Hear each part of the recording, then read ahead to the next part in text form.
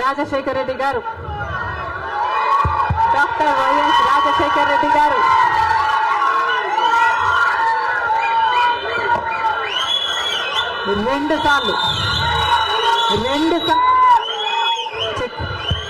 రెండు సార్లు ఇదే పిసిసి పదవిని చేపట్టారు. మళ్ళీ 2 సార్లు రాజశేఖర రెడ్డి గారు ముఖ్యమంత్రిగా గెలిచారు. అదే పిసిసి పదవిని,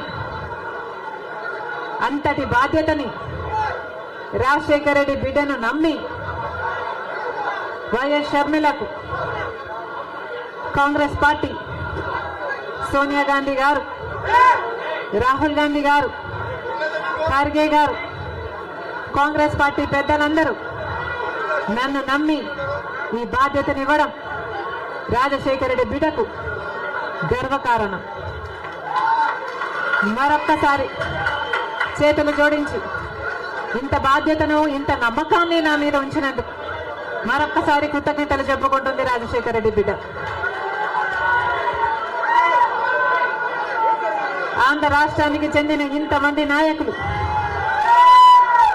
ఆంధ్ర రాష్ట్రానికి చెందిన ఇంతమంది కాంగ్రెస్ నాయకులు, కాంగ్రెస్ నమ్మకస్తులు,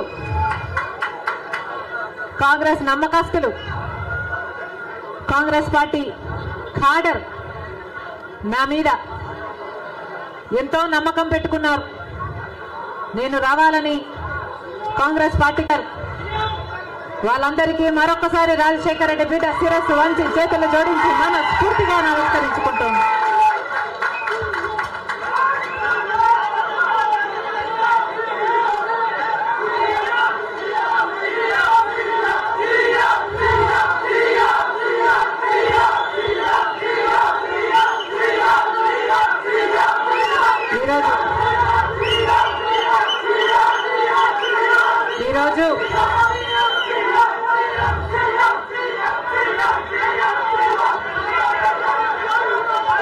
ఈరోజు ఒక్కసారి మీకు తెలియని విషయం కాదు, మీడియాకు తెలియని విషయం కాదు, ప్రజలకు తెలియని విషయం కాదు. కానీ గత 5 సంవత్సరాలుగా ఆంధ్ర రాష్ట్రంలో యువజన, శ్రామిక, రైతు కాంగ్రెస్ పార్టీ అధికారంలో ఉంది. అంతకుముందు 5 సంవత్సరాలు తెలుగుదేశం పార్టీ అధికారంలో ఉంది. ఈ 10 సంవత్సరాలుగా రాష్ట్రంలో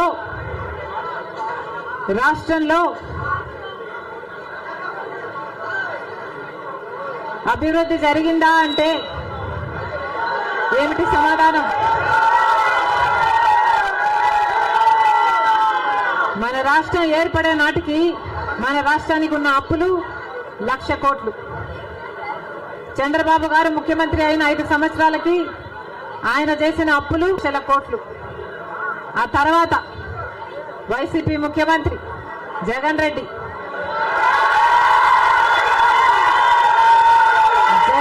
గారు చేసిన అప్పులు 3,00,000 కోట్లకు పైన.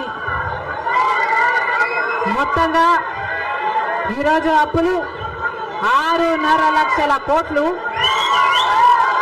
రాష్ట్రానికి చెందిన అప్పులు, కార్పొరేషన్లకు చెందిన లోన్లు, చెల్లించాల్సినవన్నీ కలుపుకుంటే 10 లక్షల కోట్ల అప్పుల భారం ఆంధ్ర రాష్ట్రం మీద ఉంది.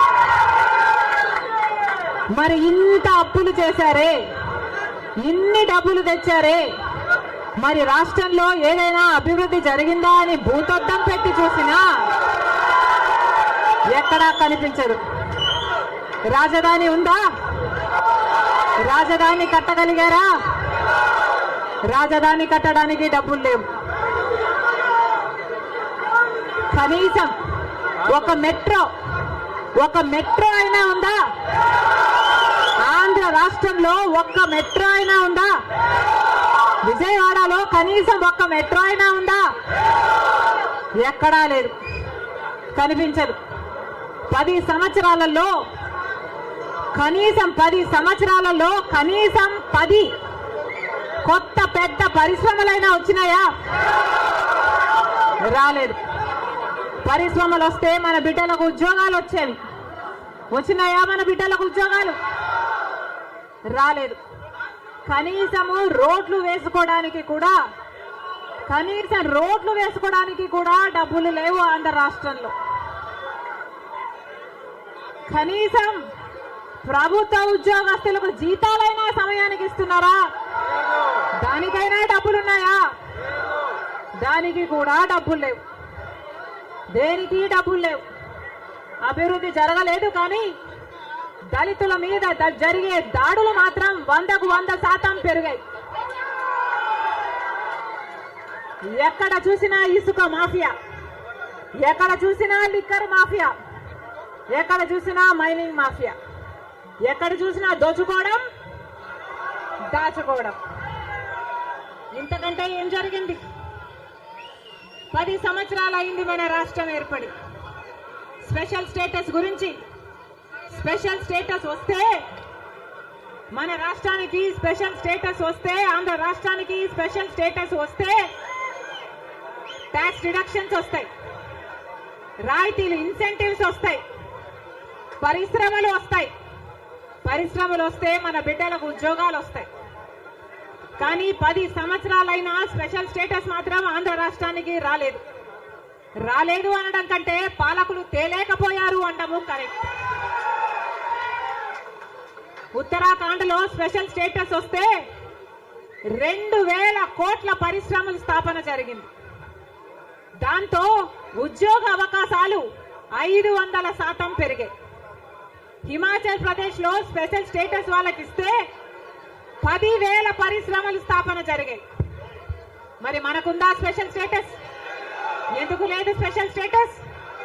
ఎందుకంటే పాలకులు స్పెషల్ స్టేటస్ తేవడంలో విఫలమయ్యారు, వాళ్ళకు చేత కాలేదు. కాబట్టి కాంగ్రెస్ పార్టీ ఆ రోజు స్పెషల్ స్టేటస్ 5 సంవత్సరాల కోసం ఇవ్వాలి అంటే బీజేపీ పార్టీ ఏమంది? 10 సంవత్సరాలు ఇవ్వాలి అని ఎలక్షన్లలో ఊదరగొట్టారు. 10 సంవత్సరాలు ఇస్తాము మేము అధికారంలోకి వస్తే అని. ఇక చంద్రబాబు గారు అయితే 15 సంవత్సరాలు మాకు స్పెషల్ స్టేటస్ కావాలి అని కొట్లాడాడు. ఇదే చెప్పాడు, 15 సంవత్సరాలు స్పెషల్ స్టేటస్ కావాలి, అందుకే నేను బీజేపీ పార్టీతో పొత్తు పెట్టుకుంటున్నా అని బీజేపీ పార్టీతో పొత్తు పెట్టుకున్నాడు.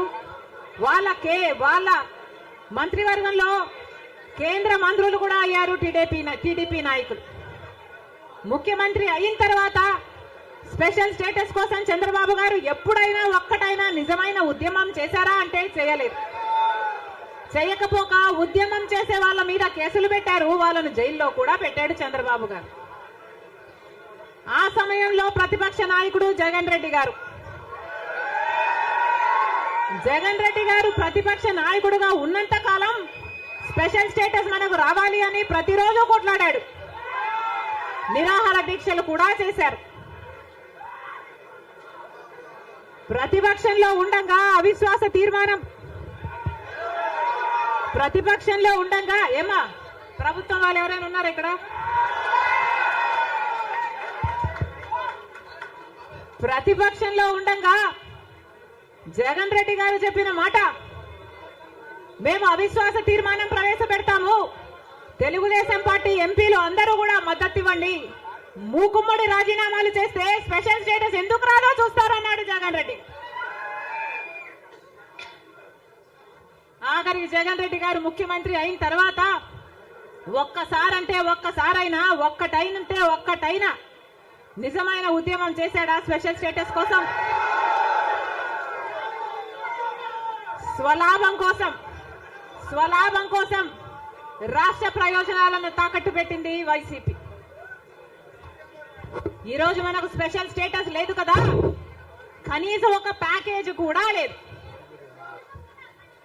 ఉన్న ప్రభుత్వమైనా ప్రతిపక్షమైనా ఒక్కటంటే ఒక్క నిజమైన ఉద్యమం చేసింది లేదు. ఈరోజు మనకు స్పెషల్ స్టేటస్ లేదు అంటే ఆ పాపం ముమ్మాటికి చంద్రబాబు గారిది, ముమ్మాటికి జగన్ రెడ్డి గారిది. స్వలాభం కోసం ఇద్దరు ప్రజల ప్రయోజనాలను తాకట్టు పెట్టారు. టీడీపీ అంతే, వైసీపీ అంతే.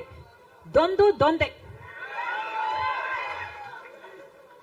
అమరావతి రాజధాని అమరావతి అన్నాడు చంద్రబాబు గారు. సింగపూర్ను చేస్తానన్నాడు. 3D గ్రాఫిక్స్ మొత్తం గుర్తుందా? 3D గ్రాఫిక్స్ చూపించాడు చంద్రబాబు గారు. పోనీ అమరావతి రాజధాని అయిందా అంటే అది కాలేదు. జగన్ రెడ్డి గారు వచ్చారు. 1 కాదు 3 రాజధానిలు అన్నారు. పోనీ 3 రాజధానిలు అయ్యాయా అంటే 1 కూడా లేదు. ఈరోజు మనకు రాజధాని ఏది అంటే ఏదో మనకే అర్థం కాని పరిస్థితి. 1 ఉందా అంటే ఏదీ లేదు. 1 కూడా లేదు. మరి ఏమి సాధించుకున్నట్టు? పోలవరం ప్రాజెక్ట్ ఎప్పుడో 1941లో పోలవరం ప్రాజెక్టు కట్టాలనుకుంటే సాధ్యపడలేదు. ఆఖరికి రాజశేఖర్ రెడ్డి గారు ముఖ్యమంత్రి అయిన 2004లో రాజశేఖర్ రెడ్డి గారు జలయజ్ఞంలో భాగంగా పోలవరం ప్రాజెక్టును స్థాపించడం జరిగింది. రాజశేఖర్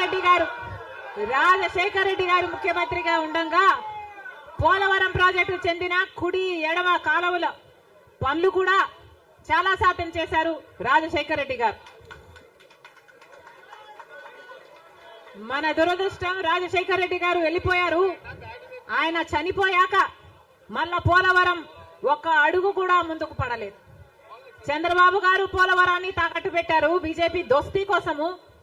ఇటు జగన్ రెడ్డి గారు బీజేపీతో దోస్తీ కోసం పోలవరాన్ని తాకట్టు పెట్టారు.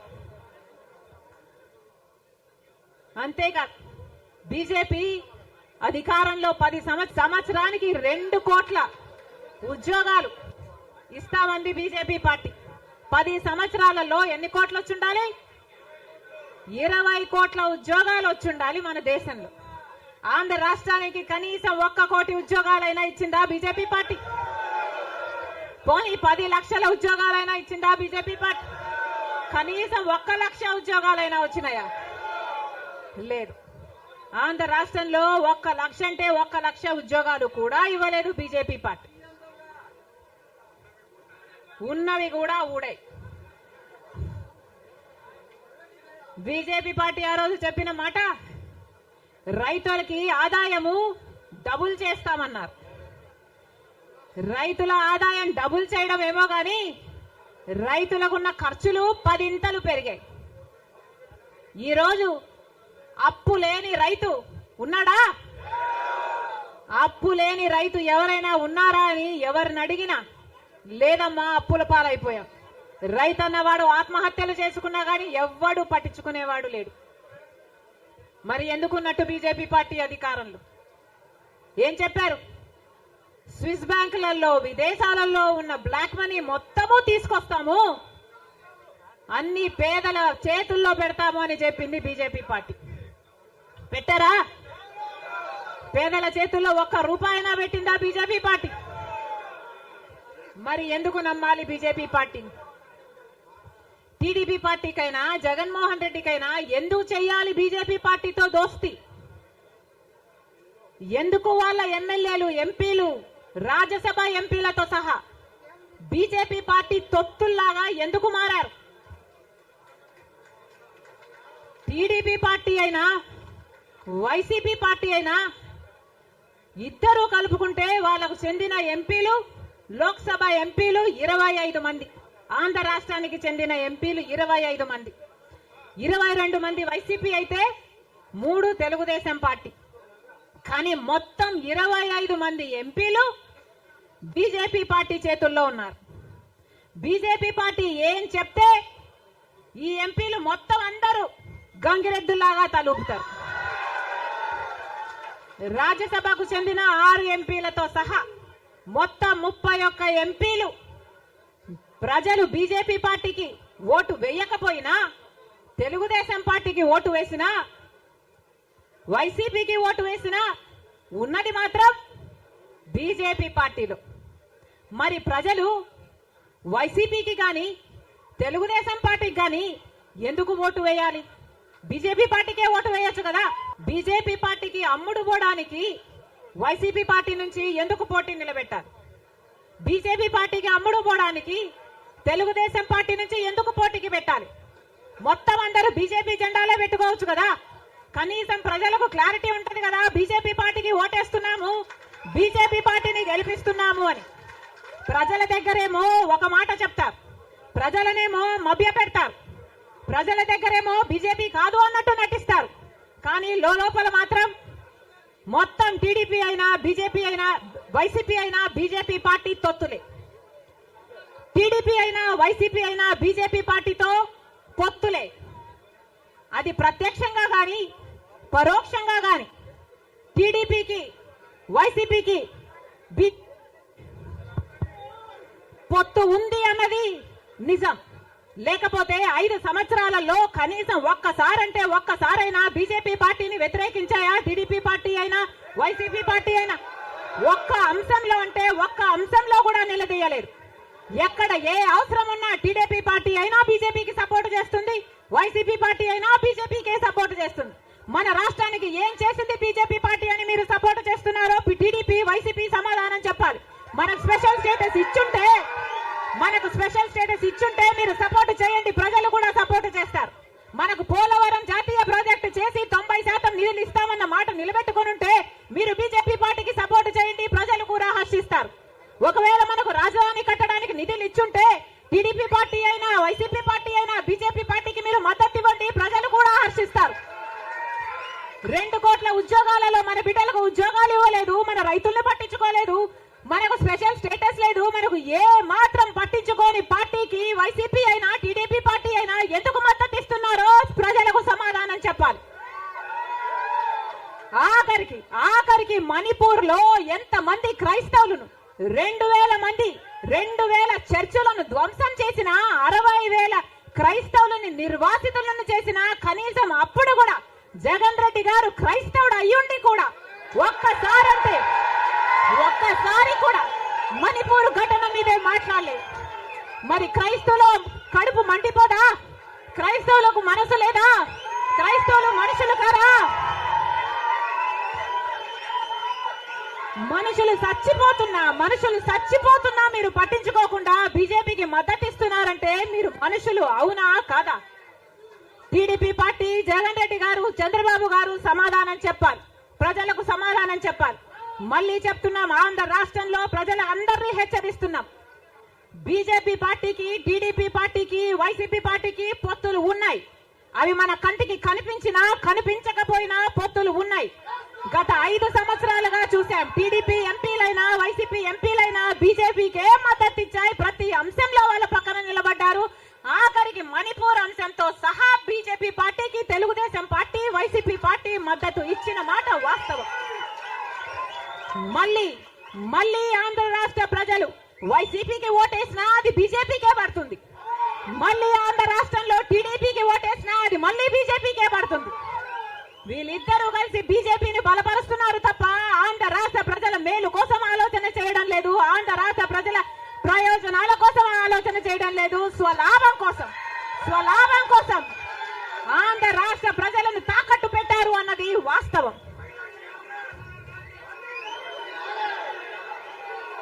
మళ్ళీ చెప్తున్నాం, రాజశేఖర్ రెడ్డి గారు బీజేపీ పార్టీకి వ్యతిరేకి.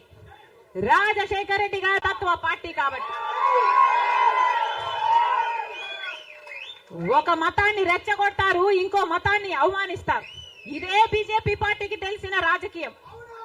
మతం పేరుతో చిచ్చు పెట్టాలి, ఆ మంటలో వీళ్ళు చలి కాచుకోవాలి. ఇదే బీజేపీకి తెలిసిన మంత్రం. అందుకే రాజశేఖర్ రెడ్డి గారు బీజేపీని ఎప్పుడు వ్యతిరేకించారు. రాజశేఖర్ రెడ్డి గారు ఆశయాలు ఒక్క కాంగ్రెస్ పార్టీలోనే నెరవేరాయి తప్ప ఇక ఏ ఇతర పార్టీలోనూ కాదు.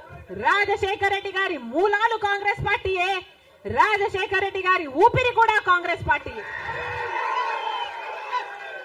మళ్ళీ చెప్తున్నాం, రాజశేఖర్ రెడ్డి గారిని ప్రేమించే నాయకులైనా, రాజశేఖర్ రెడ్డి గారిని ప్రేమించే ప్రజలైనా రాజశేఖర్ రెడ్డి గారి ఆశయాల కోసం నిలబడదాం, బీజేపీ పార్టీ కోసం కాదు, బీజేపీ పార్టీకి తొత్తుల్లాగా పనిచేసే పార్టీల కోసం కాదు. మళ్ళీ చెప్తున్నాం, రాజశేఖర్ రెడ్డి గారిని అభిమానించే నాయకులైనా ప్రజలైనా రండి, రాజశేఖర్ రెడ్డి బిడ్డతో చేతులు కలపండి. ఆంధ్ర రాష్ట్రంలో మళ్ళీ రాజశేఖర్ రెడ్డి గారి సిద్ధింపచేద్దాం. నేను రెడీ,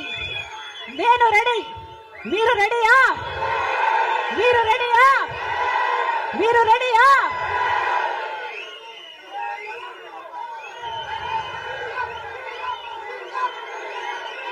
జోహార్ వైఎస్ఆర్.